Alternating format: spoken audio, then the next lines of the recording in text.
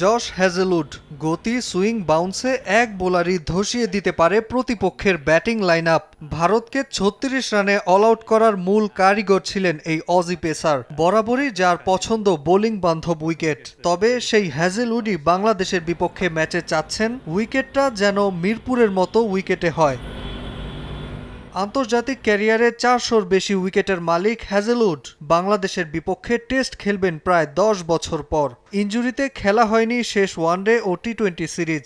সম্প্রতি সাবেক Aussie pacer কেন রিচার্ডসনের পডকাস্টে টাইগারদের বিপক্ষে খেলা নিয়ে উচ্ছ্বাস প্রকাশ করেন ৩৪ বছর বয়সী এই ক্রিকেটার। আমার মনে হয় না এই সিরিজের অন্যান্য পিচের মতো বাউন্স বা অতিরিক্ত সিম মুভমেন্টের উইকেট হবে। বাংলাদেশের কন্ডিশনের মতোই লো বাউন্সের উইকেট হবে। ম্যাচটাতে আমাদের জন্য কিছু অপ্রত্যাশিত ফলাফলও আসতে পারে। প্রতিপক্ষের কাছে এই কন্ডিশন অজানা, যে কোনো কিছু হতে পারে। আমিও ম্যাচটার জন্য অধীর আগ্রহে অপেক্ষা করছি। বাংলাদেশের বিপক্ষে ২ ম্যাচেই ব্যাটিং বান্ধব উইকেটের দাবি জানিয়েছিলেন অ্যালান বোর্ডার। ৩ দিনের প্রস্তুতি ম্যাচে প্রথম দিনে বাংলাদেশের ৬ উইকেট নিয়েছেন ডানহাতি স্পিনার কোরি রকি চাওলি। অজি স্কোয়াডের ৪ পেসারের সঙ্গে প্রস্তুত করা হচ্ছে নাথান লায়নকে।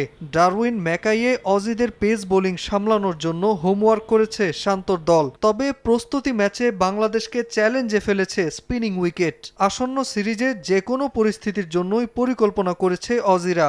নিজের ও দলের প্রস্তুতির কথা জানালেন অস্ট্রেলিয়ান তারকা। বাংলাদেশের উইকেট নিতে আর রান আটকাতে আমাদের পরিকল্পনা আছে।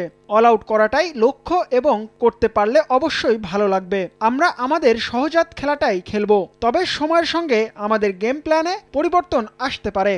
বর্ডার গাভাস্কার ট্রফির মতো বড় সিরিজের আগে টাইগারদের বিপক্ষে টেস্টকে প্রস্তুতির বড় মঞ্চ হিসেবে দেখছেন সাবেকরা। কেন রিচার্ডসন জানান, কন্ডিশন বিবেচনা করে ম্যাচে সিদ্ধান্ত নেয়ার। এছাড়া ইনজুরি নিয়েও সতর্ক করেন অজিদের।